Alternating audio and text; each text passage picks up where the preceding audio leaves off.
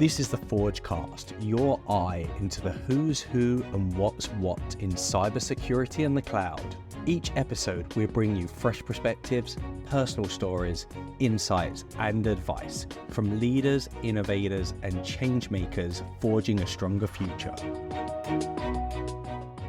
Welcome to the Forgecast. I'm Alberto Yépez, and I'm going to be your host today. And I'm pleased to introduce my good friend, colleague, and partner in crime, Eddie Borrero, who is currently the Vice President and Chief Information Security Officer of Blue Shield of California. Welcome. Oh, thank you, Alberto. I really appreciate the warm welcome and the kind words. It's great to be here. Yeah, I hope you had a good night's sleep. A lot of CISOs over the weekend didn't have a fun time. For those in the audience, we're recording this episode right after the CrowdStrike, impact to many businesses. And so maybe we can start like that. You had a good weekend, or was it a bit of a scramble? I don't know if you got affected or not, but it'd be interesting to just perspectives. We were definitely affected, and I would say I didn't get as much sleep as I usually do over the weekend. And instead of having to restore systems, you had to reconfigure systems, which is a little easier. Mm-hmm. We did a good job at recovering, and it highlighted some opportunities for improvement for us. And so, we're going to take this, I would say, negative event, an impactful event, and make it a positive. And there's always an opportunity to learn, and like to your point, sometimes you have all these exercises for business continuity, disaster recovery, and all that. And sometimes they tend to be very academic exercise until you have to exercise them. So, and I'm sure they'll find ways in which you can improve them. So, going back to the core of the Forgecast, we have interviewed a number of people very accomplished like you, and we want to start with the human side first and how you got there, because a lot of listeners are people that aspire to be you and others and try to make an impact in the industry. And then we'll evolve to some of the issues that are top of mind for our industry. So who is Eddie Borrero and how did you get there? So maybe we can start with that. Yeah, it's important that I start from the very beginning, a very early age. When I was a teenager, my parents split up. And it was such a bad split that my mom moved across the country. My dad went off and did his own thing, and I ended up homeless. I had no place to go. So I did a lot of couch surfing, soul searching. I depended a lot on God and the grace of people to survive my last year of high school. And from that, I developed this real sense of, maybe I'll call it a drive for success and survival. I did not want to be like the people I was staying with. I wanted to have more in my life than I had. I wanted to not end up like my parents and many of my family members. So I had this drive and inspiration in me. I joined the military because that was the best thing I could do to, catapult me into college, get me a place to stay, get me something I could put on my applications and on my resume that would help accelerate me. And it was the best choice I ever made. So I joined the Navy. I came out of the Navy, went to school, and used a VA loan to buy a house. I got married, and I spent the next decade in this learning mode where I worked full-time and I went to school full-time. And so my wife and I were on a bit of an adventure. And I got to meet a lot of great people along the way. I've always had this natural gift to network and make friends and just be good to people. And I guess that, reflecting back 30 years ago, that really was a helpful trait for me because I was always willing to help. And I learned very early on that hard work pays off. And so I worked really hard. You can imagine working 40, 50 hours a week and going to school 20 to 30 hours a week, and being married and paying bills and all those things adults do at a very young age. And I went to school for computer science at first, and I really loved technology. I was just passionate about it. I wanted to understand it all. I thought it was super cool. And my first job was as a consultant, Alberto, where my leadership team would put me on engagements that I had no clue about. They're like, hey, you got to do this whole email migration, or they have this antiquated application that needs a database migration.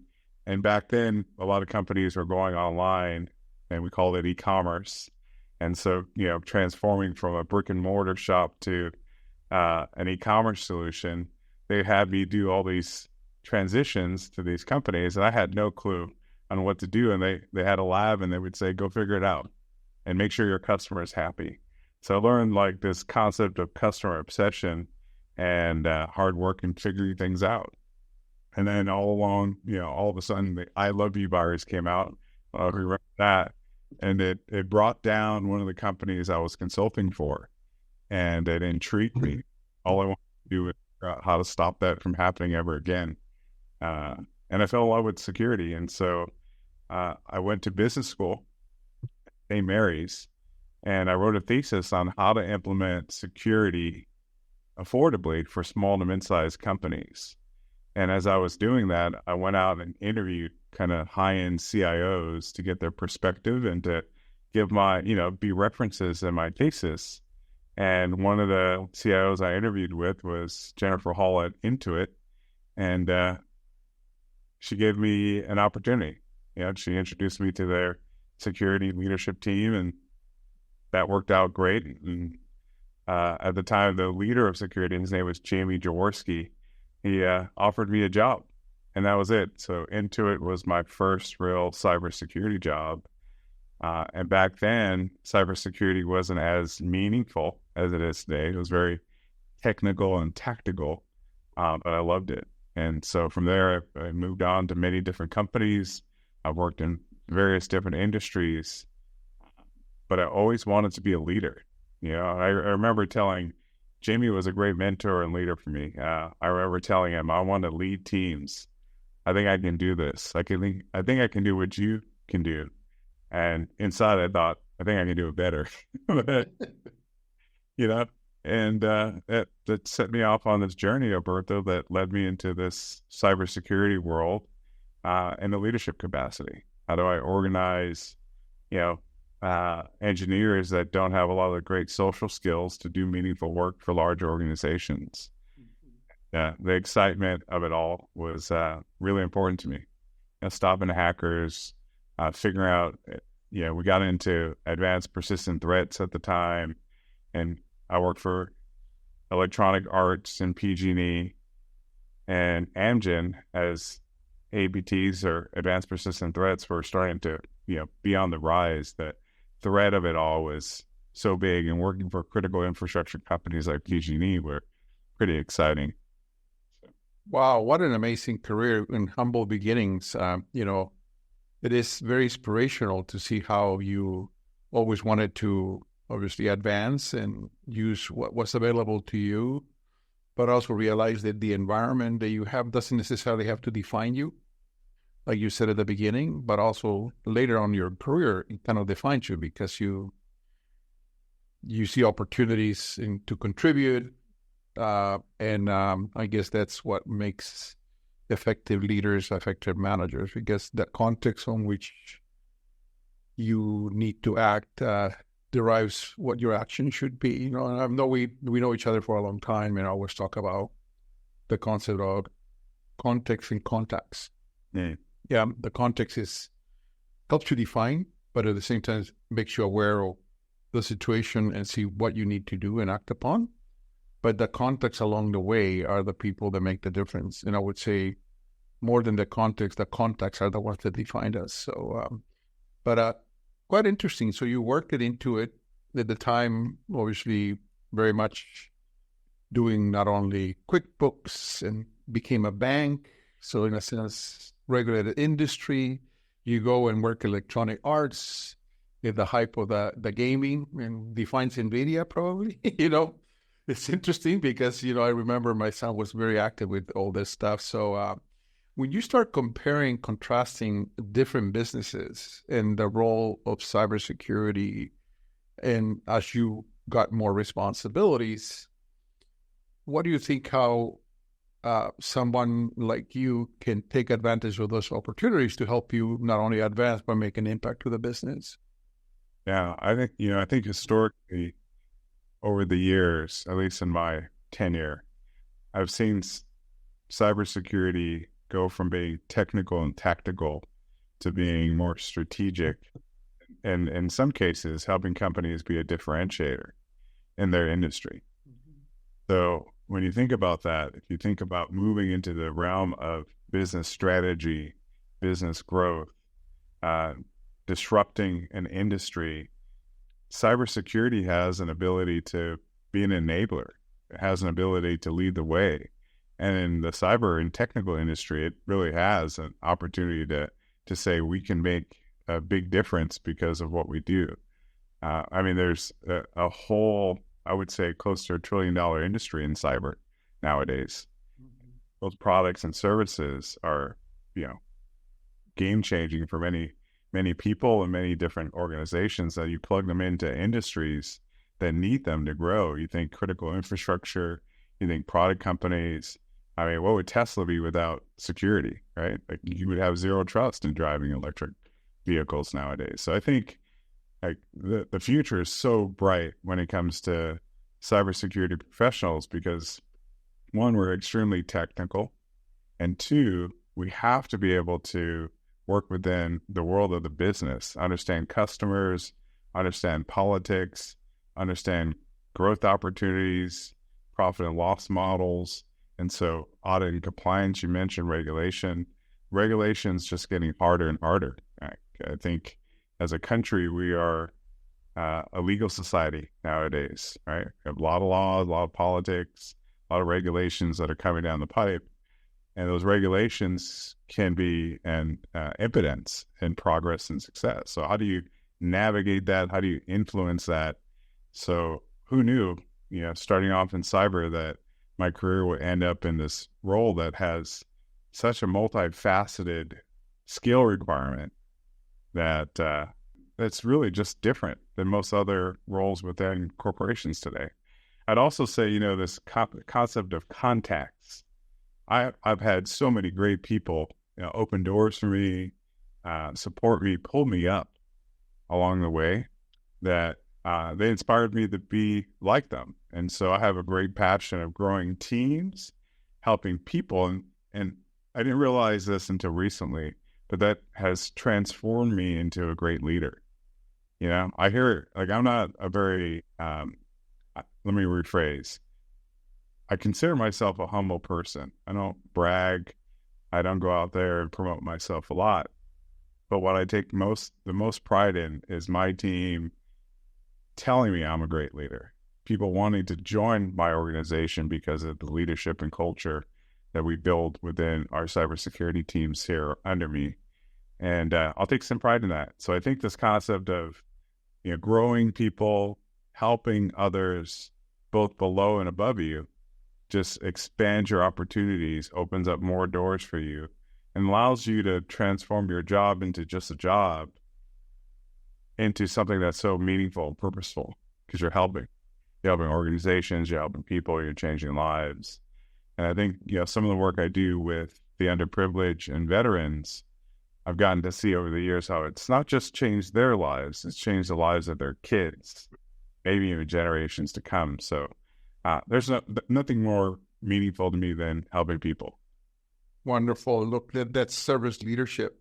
And so one of the things that came to mind was a lot of people ask me, so what are the different skills that I need to be a CISO? You just talked about leadership and ability to impact and bring high-performance teams. But if you step back and you're saying, I want to be a CISO, what are the maybe 3 or 4 characteristics of helping the cybersecurity organization impact the business and everything else? So if you're reflecting on that, what will you say? When I think about it, there's a couple of things. The first thing, the most important thing, is to be cool and collective under pressure. Yeah, I have a bunch of analogies going through my head. One is like the duck on the water, where the feet's going crazy, but everyone sees the duck moving smoothly. The other is a general in wartime. The general's in the field with the people. He's got to be cool, calm, and collective while bullets are flying and people are dying and systems are going down. But if you're not able to maintain under high stress and high pressure, it's an impossibility to do this job, the high stress job. I think the other thing is you've got to be able to lead and influence, not just lead people that are under you, but lead a company and influence other teams and influence other organizations, influence your supply chain, your business partners, influence your customers, build trust I would just say build trust in what you do and the products that you deliver. So you got to be a leader and an influencer for sure. And then you got to be good in your trade. Like the technical and tactical skills of security professionals are real. I mean, I've seen different types of CISOs in my lifetime. I'm sure you have, right? Where you got some business CISOs that are great at business. They don't understand the technical and the tactical. And I think that's a disservice to them. So they hire up and they build teams that are much more technical and tactical than they are. But I think what makes a great CISO is someone that has the understanding of their products and technology, and I could bring that to the table as a business leader. So those would be, three things: staying calm, being a great leader and influencer, and having some technical and tactical chops. Mm-hmm. Speaking of influences, one of the biggest challenges for CISOs is working with the board. Mm-hmm. And you use the word influence, and it's only part of it. So I know you have something really interesting and unique on the way you interact with your board. Would you care to share some of that? How were you able to engage and keep that engagement live and vibrant? I think the secret's in people. Once again, I'm going to go back to this concept you bring up as contacts. But when you're presenting to the board, you can't present to them in a way where you're new to them. You're not a human to them. I believe that it's really important to get to know your board individually, understand, especially the key players in the board, the chairman of the board, the chairman of the audit committees. If you're in a technology committee, the chairman of the technology committee. Understand who could be your advocates within the board. Get to understand what their expectations are. Build those relationships so that even when it's your first time presenting to the board, you understand what the expectations are. Because many CISOs make the mistake of, I'm just going to present what I think they want to hear. And many boards are not so technical. And you may have one or two technologists on the board, but you can come to the table and a completely different language than the board members that you're presenting to. So getting to know them, I think, is really important, and getting to understand their expectations. And that is a political effort, because in many cases, the CEOs of companies and or any organization have rules of engagements with board members. And so, you have to get to work with your CEO immediately to say, how do we best connect with the board? And the CEO will give you some guidance. And if you're good, you'll get to build those relationships with the board individually, get to help them understand what you do, get to understand their expectations, so that when you present, it's not a new thing. It's not new news. And you build a level of competence within the board, because that's what they're looking for, especially in a CISO. Do we have someone that understands our business? Do we have someone that understands the risks of cyber to our business? And do we have someone that can actually drive and manage those risks effectively? That's what they're looking. They're looking to have confidence in your ability to protect the company and their customers. I think that's a great advice, because a lot of people talk about, hey, we need to increase the level of awareness and in IQ on boards on risk and cyber and all the regulatory compliance and everything else. And to your point, they're not experts. Most of them are business people. They're former executives within the industry that you have, and you always think, oh, that's the board, they ought to know. And so connecting at a human level and getting them to tell you what is it I would like to know, because many CISOs say, I have this reporting, tell me what do you report on the board, I'm going to report the same thing. It's a complete different language, right? And in connecting at that level and becoming more of a mentor to them, but they will mentor you back and saying, hey, this is what is important, this is what we like to see. And so you're no longer just presenting this quarterly scorecard that doesn't mean anything. That brings a lot of context. And I think that's very savvy of you. And to your point, it's very political, because perhaps the CISO is not just reporting to CEO, but you may be reporting to a CIO or CFO. It doesn't really matter where you report, but sometimes people feel I need to control the dialogue. But to the degree that you let people, the defenses go down and say, hey, I'm here just to understand what we like to see, what we like to understand, and try to engage with them. So it's very sound advice. Yeah, and it's not an easy thing, because you can't have just an open dialogue with board members. You'll have to have some structure. So getting people involved, getting your boss involved, getting the CEO involved, getting folks to give you guidance around what the conversation could be like. But you could have a very formal discussion that gives you kind of informal results. Like, understanding expectations is really important. I also think it's really important to have a narrative, a storyline that's consistent throughout your career. I see many CISOs, kind of to your point, throw out the metrics all the time that people don't really understand, and then don't understand how it connects back to the broader business mission and vision of the company. And so how do you create a story that really connects with the work you do with the mission and vision of the company, and ultimately to the customers that you serve? So you got to have that great storyline. I actually, one of the tips I'll share is that I have this whiteboard right here, and I'll put up my board decks like it's a movie.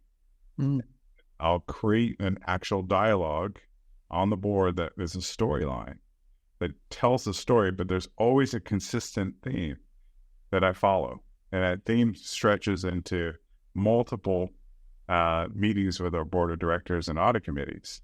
The other thing that's really cool about what we're doing today, and one of the approaches I like to take, is that story can't just be standalone. It's got to connect into the IT strategy. It's got to connect into the business strategy. And you got to show those linkages so that every time you present on risk and technology, you can connect the dots. And the board members get to start to see the storyline of how technology can help differentiate your business and how we're managing the risk of those things effectively. And so without that, it's just a piecemeal. It's like being shown 30 seconds or 10 minutes of a movie in the middle of the movie without understanding the beginning or the end, or ever seeing a trailer. Like, you gotta be able to tell the story effectively. I love the analogy, because in addition to being able to engage your board, you speak to security being an enabler for transformation, or for expanding into new markets, or helping the business achieve their critical goals. And so you need to use the same thing to influence each of the business unit managers or people responsible for that.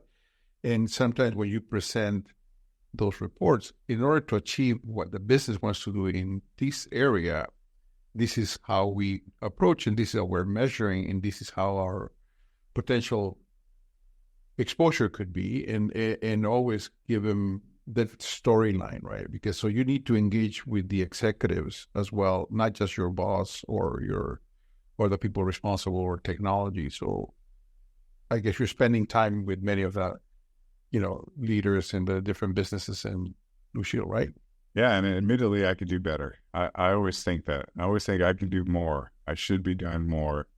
And I think that's just, part of who I am as an individual. I'm always striving to make progress, not be perfect, but make more progress every single time.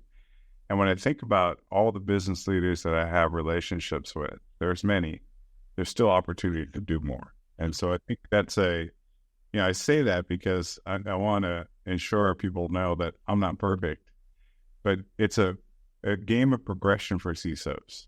What are the relationships I need to build? What are the contacts I need to make within the organization? Who are the sponsors I need to be successful? we got to always think that and recreate it constantly.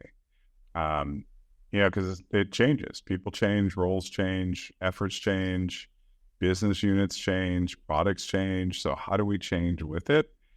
And so when you said that, it triggered this thought of me of like, I need to, like, we got new executives. I haven't even reached out. And so it's a skill set, one, that I think every CISO needs to have, going back to our original question here. And then two, it's constantly building those relationships. I actually have a list of critical contacts, like who I need to be talking to. I write it down. Meeting with them, is that good enough? And so my staff and I, we go through that and we talk about, are we connecting at the strategic level enough? I think another really good point I want to make is that CIOs and CISOs have historically failed on connecting to the business strategy, on connecting to how what they do helps the business strategy and helps serve customers. And making those linkages is just so important. And those relationships we're talking about are essential for us to connect the dots. And when you want to do something in technology that impacts the business, and if you don't have those relationships and you don't have those linkages, it's an uphill battle. Yeah. Wow. Amazing reflections, because indeed, I think to your point, cybersecurity is always viewed as tactical and technical. But they has to be strategic and impactful, right? Something that but how do you, and that's why you started the board. You start with the operating plan for the business. What are we trying to accomplish in the next year, in the next 2-3 years? What are the enabling capabilities that we need? And derive your programs, because it's very easy to get bogged down with all the operational issues. And of course, at the end of the day, you're responsible for that, but still try to create that ecosystem and build that team that, while you're trying to help provide the direction, you have the confidence and the trust that, nobody's perfect, but at least you make the trade-offs, you don't have to make them yourself, but you're actually doing them with them. And oftentimes you provide the context information and say, yeah, there's always budget pressures and all that. What is the trade-offs? So on that line, I'm sure every CISO is now not struggling, but really having to respond to their board and saying, hey, what is this thing called generative AI and AI? Are we secure? Are we exposing our data? How do we put our arms around it? So what are you doing about that? Because I think I can speak to almost every CISO that I talk to and board members and so on that said, I don't know how to get a handle of that. So, and nobody has the answer. So what are the steps you're taking in order to not only, take advantage of the opportunity and the transformation, but at the same time to manage it responsibly? I'll say a couple of things before I directly answer your question. Another great opportunity is for CISOs to lead innovation within a company, regardless if it's generative AI or whatnot. It's a new flavor of technology. I remember when cloud was considered like something that was taboo. I also remember when platforms like Salesforce were considered taboo. We're not going to put all our data there. We're not going to do these things. But if you're a smart CISO, you position yourself as an enabler. And what that means is that you got to be out in front in this innovation. You got to help lead the company there. You got to maybe even put your products and services in those areas first and foremost, so that the company builds a level of trust for those new things. I have been in roles, like when I worked at Robert Half, before the now, I got to be really careful on, how much I divulge, but I would say this: I would lead with, how do I support the innovation and growth of the company? And in a couple instances, there were jokingly in our presentations calling me the chief marketing officer, because like, here's security promoting a new way of thinking, a new strategy for the company. I think generative AI is the same way. We have to get in front of it. We have to lead as much as we possibly can and leveraging it so that people can feel safe and trust what we're doing. And we can develop the right level of rules, regulations, and guardrails. And so to do that, you need a good governance body, a good governance model for AI. And what that takes is a good understanding of what are the risks and concerns that are out there. like generative AI, today the risks of bias is in there, the risk of wrong answers and actions, decisions that generative AI is making that could be wrong, the risk of divulging too much data. The regulations are changing rapidly. So how do you build a governance model that helps you as a CISO position yourself to be an enabler to help drive innovation, understand and manage the risks that are coming, legally, regulatorily, from a cyber perspective, from a business perspective, and enable that growth. And so, I will always play an enabler role. We will work to experiment with new ideas and understand risks, manage that effectively. And so it's another political opportunity or a political role where you got to get the right people in the room. You got to have, legal, you got to have business leaders, you got to have our compliance teams. It's almost, PwC, I think they coined the term kind of fusion center, fusion center, but AI governance is very much like that. You got to bring all the right people together so that we can innovate, experiment, and then eventually drive a big differentiator in our business and maybe products and capabilities. And then when it comes to our business products, there's like a million things generative AI can do depending on what industry you're in. And no, generative AI is just another version of artificial intelligence. It's an enhancement of something that's been around for 40, 50 years already. Yeah, exactly. And there's going to be a new iteration. There's going to be large action models potentially in the future. There's going to be a large media model growth in how we do things visually through video and voice. You hear about all the deep fakes, but all these are business opportunities. So you got areas of focus, but you got to be this thing that helps to make all that innovation safe. And that's a good governance model. Great. I think that's key in making sure that everybody is around the table that can actually provide insight and provides that governance framework. So now coming up towards the end of our interview, service leadership has been core to you. You mentioned it at the beginning. There were a lot of people that impacted your career, mentors, and so on. But you've been very, very active in the community. I think the first time we met was at High Tech. For those of you in the audience that don't know what High Tech is, it's an organization of technology leaders that happen to be Hispanic. And the idea is, our goal was to increase the pipeline of the new generation so that they can have an opportunity to take executive level roles. And now you're on the board of High Tech. You're also on the board of Cristo Rey Schools, which is, again, many of you may not know what Cristo Rey Schools, but also is serving the underprivileged, but demanding high academic performance and also awareness and contacts and everything else. And I know you have a number of other activities that you take it upon yourself, not only to help your community, veterans. Most recently, you've been also nominated to be one of the finalists for the Orby Award for the Bay Area CISO. And I just found out that you happen to be the chairman of affairs. So where do you find the time? But anyway, that's amazing. So why do you dedicate so much time to help the community? Yeah, I had a mentor. I'll call him out. So Guillermo Diaz. Of course. He said something to me many years ago that I think changed me, like changed the core of who I am, the core of how I think about my role, the core about how I think about myself as a man. Really, that part of my job now that I have made it, and I'm a CISO for a multi-billion-dollar company in a thriving industry, is to give back and to pull up. And the key to that was it's part of my job. It's part of my role. It's part of who I am now. And I didn't think about it that way. I always thought about it as, if I'm going to dedicate time to help an organization like High Tech or Cristo Rey or NPower and Orby, it was seen as extra.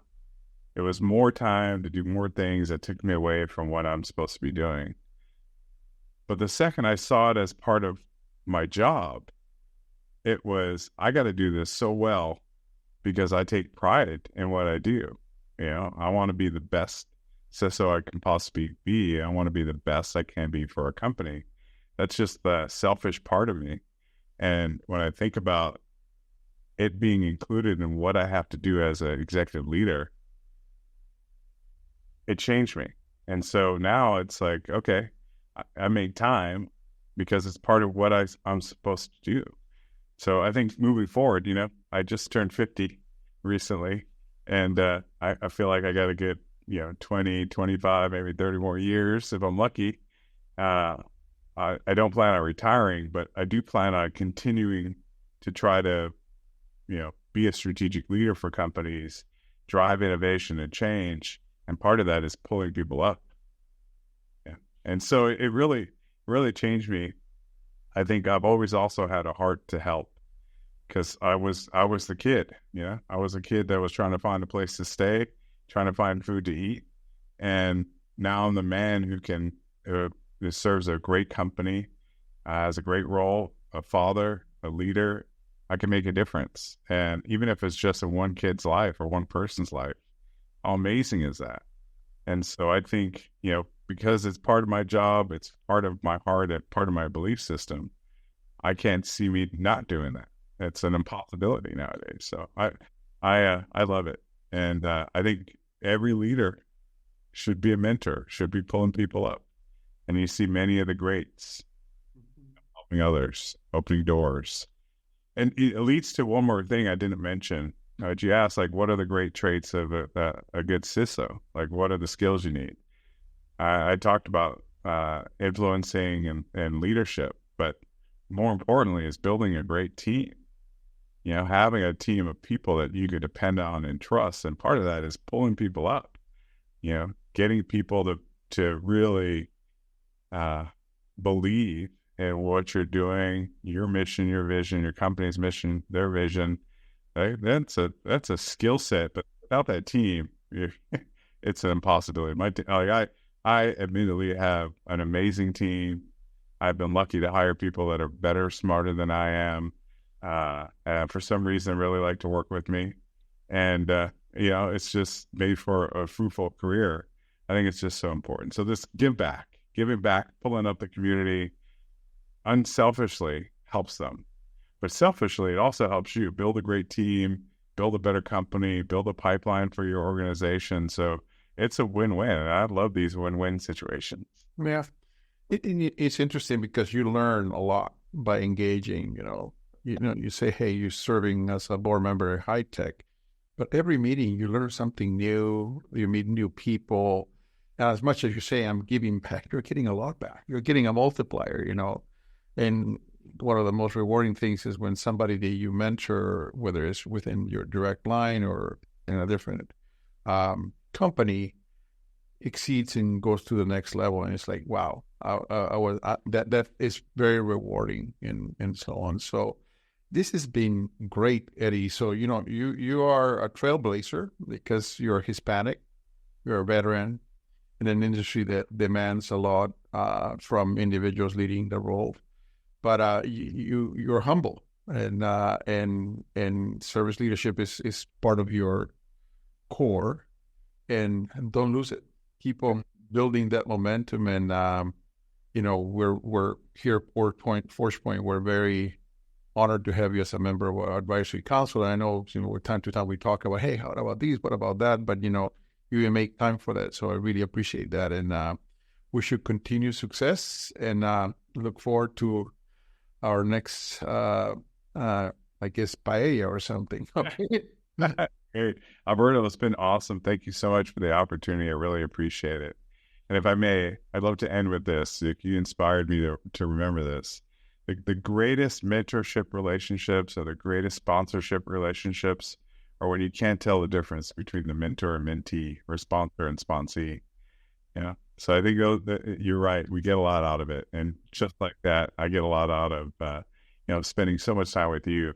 I think just to give you some kudos, what a great leader you are and how much you're doing for our industry and how much Forgepoint is doing to, help us fight the good fight. So thank you for that. Really appreciate it. Thank you, Eddie. Looking forward to more battles together. Thank you. Awesome. Cheers. Thanks for tuning in to today's episode. Subscribe to the Forgecast, which is brought to you by Forgepoint Capital. We're a leading cybersecurity and digital infrastructure venture capital firm that invests in exceptional teams protecting the digital future. To learn more about Forgepoint, visit forgepointcap.com or find us on LinkedIn and Twitter.